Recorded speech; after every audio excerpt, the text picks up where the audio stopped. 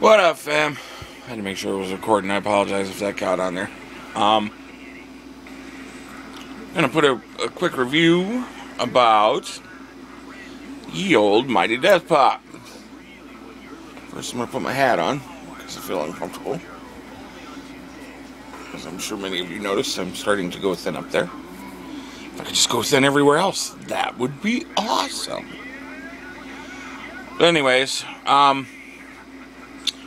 quality of my videos is going to be a little lower for the next few videos until I get my phone situated. It's I think my freaking memory card might be corrupt because it won't save videos for me. So, but anyways, yeah, on with the show. Review of the Mighty Death Pop. Now, I've seen some other reviews out there. I've seen a few that I liked, a few that I didn't. One that I really sat down and watched and really paid attention to was, of course, CPN's, because he really went into some detail on each track. Now, I'm not going to be going track by track. I'm just going to kind of give an overall view of what I think of the album and how good it was. Let me start by saying this. The Mighty Death Pop, so far, to me, is a lot better than Bang Pa Boom.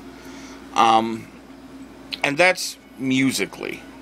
Bang Pa Boom was a good album, but it was also... It didn't flow well. The songs were this type of song and that type of song and this type of song. And it didn't... I think that's what lost it as a Joker's card, almost. Is that it didn't sound like the rest of the Joker's cards that were... You know, there was always a flow. There was a story to tell throughout the whole album. And Bang Pa Boom didn't really do that. Mighty Death Pop, on the other hand, so far, definitely. Definitely a story all the way through. You have fun songs. You have deep songs. One of the songs that really kind of stood out for me was, I think it's, what the hell's the name? Where is God? And what I thought was kind of strange is that everybody that's done a review that talked about that song, it was almost like they missed the point of what the song was saying. It was not saying don't believe. It was not saying, you know, it was more like Tech Nine, Show Me a God, very similar to that song. But I like the way they approached it. It was almost like saying, you know, we're not saying that you don't exist. We're just saying that sometimes we don't understand why things happen the way they do. But they also go on to explain in the song in some ways that we create our own havoc, and we create our own evil, and we create our own problems, and that it's just as much our responsibility. So that was a very, very good song, I thought. Oddly enough, I'm a lot like a couple other people that talked about the Chris Benoit video. And in my review of it, as you saw, you know, I like the lyrics, I like the meaning, but I didn't like the beat very much. But once I sat down and listened, and the thing is that I had even though I got my pre-order and everything, I had it downloaded last Thursday. And I really wanted to put a review up then, but I really wanted to take the time to listen and hear all the tracks several times and really get a feel.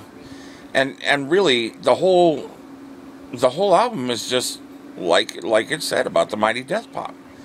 You know, that pop. You know, when the Mighty Death Pop, you either stand or you either rise or drop. You know, you're going to go one of two ways. You're either going to go to Shangri-La or you're going to end up in Hell's Pit. One of the two. And there's nothing you can do to stop that. And that what is the main thing that I liked about this album is that each song had something to do with that theme, with that theory, with the, you know, You're going to live your life one way or the other way, and whatever you do, this is how it's going to end up. So it really took on an old school Joker's card feel as well. Well, like I was saying, Chris Benoit, once I heard it in place with the other songs, it really kind of grew on me as far as the beat. I already loved the song because I understood it, but once I started to hear the rest of the album, I was like, okay, no, it definitely flows. And that's the thing about this, is it goes from one end to the other, and it just completely flows together. It's just amazing.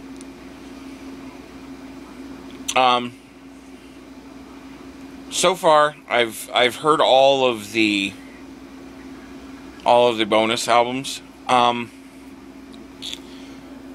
The version they did of Shout by Tears for Fears, I was floored at how good it was. I grew up around that, so I that was something I remembered from my teenage years, and to hear them do that again, it was amazing. It was absolutely amazing. But what other ones really stood out for me? Always wanted to hear ICP do Jump Around. I love how they made it their own. I don't think I like the beat of their version as much. I think the vocals may have overpowered the beat. I don't know. But maybe it's just because I'm such a huge fan of House of Pain that there's nothing that could top theirs, But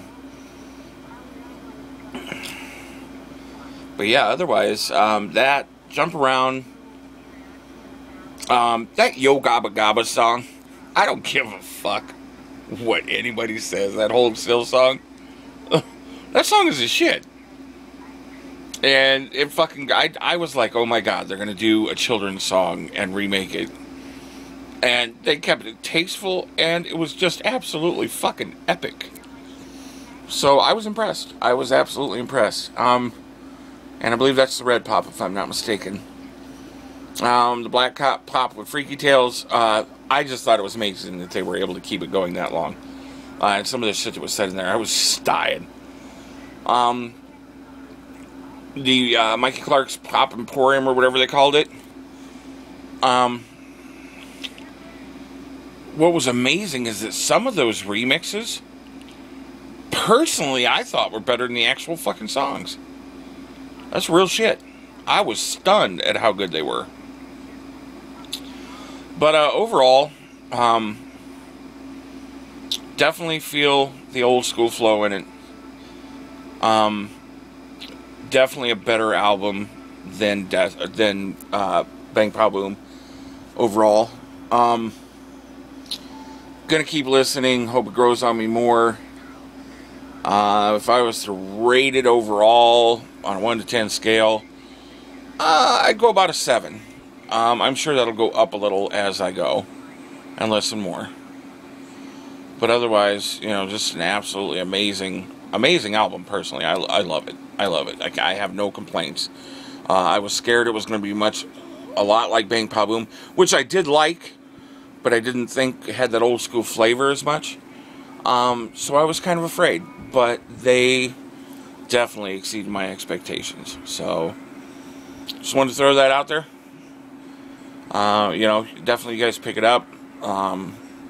As they say, if you can't afford it, go download it, whatever you got to do. But definitely listen to the album. And listen to each of the bonus albums as well. Because, like they said, this may be the last physical album they make. And who knows? There may never be something like the whole release of the Mighty Death Pop ever again. And one big thing that I noticed on Fago Lovers, I reported on Apocalyptica passing away. Rest in peace, brother. That's some sad shit. But I saw that ICP is going to make a box set of those 6 Joker's cards. And I think that's amazing. I think that is a great idea. Everyone's going to say, well, it's just them making more money. They're a fucking record company. They're a business. That's their job.